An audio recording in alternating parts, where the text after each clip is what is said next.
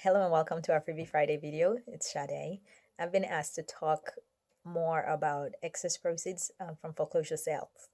And when it comes to excess proceeds, there are usually two contexts within which we see them. The first one is during or following a tax foreclosure sale, and the second one is following a mortgage foreclosure sale.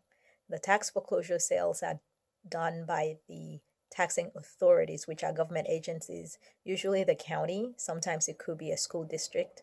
And the lawyers for the county or the school districts would go and sell that property at auction usually after a lot of years of non-payment of the property taxes that are supposed to be paid every year. And when that happens, everything goes through a court proceeding. So what we do for the homeowner then, if we're trying to find out whether there are excess proceeds, which a lot of the times there are, is we would order the court case, like the whole file, and look through meticulously to see what happened during the case and how much was it that the property was sold for eventually, and how much was it that the homeowner actually owed. Were there any other claimants like lien holders that stood in line in priority above the homeowner, because those people are under Texas state law prioritized over the homeowner in being able to get a share of the excess proceeds, and then anything left over will be collected for the homeowner at that point. If the homeowner is deceased, then of course the heirs would be the ones to get the money, the legal heirs. And so that's how the tax foreclosure ones would work. And a lot of the times there are excess proceeds because most of the people that owe money on the taxes owe maybe about $20,000, maybe $30,000, and the properties themselves had appreciated over time, the value, so that they sell for higher than that usually. Even if it's just undeveloped land, a lot of them sell for higher than what's owed to the county. So that's how those ones work. The second group of foreclosures are done by mortgage lenders, which will be banks. They could be private lenders, but they do a foreclosure after the homeowner has defaulted on payment of the mortgage itself.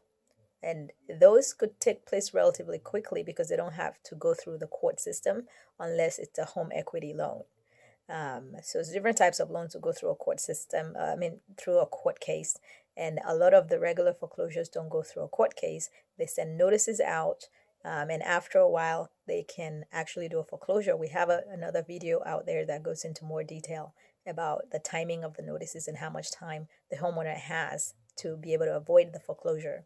Once the foreclosure happens, the lender goes to an auction with everybody else and sells that property at auction. So the highest bidder would get it. If the amount of money that the mortgage lender received during that sale is higher than the total amount owed on the loan, then we have excess proceeds. So what we do is to do a post foreclosure audit and see what's available there, and we meticulously go through the accounting to see if there's anything that maybe the homeowner is entitled to. If they are entitled to it, then we collect that money and make sure the homeowner gets it. If there are other claimants such as lien holders, sometimes that could cut into the share of the homeowner, just like in the case of the tax foreclosures. And of course, if the homeowner is now deceased, the heirs would be the ones to step in to try to collect those excess proceeds. So that's really how it works. If you have any more questions, feel free to send us an email or call us, and we'll be happy to answer them. Or contact a real estate lawyer, and they should be able to guide you as well.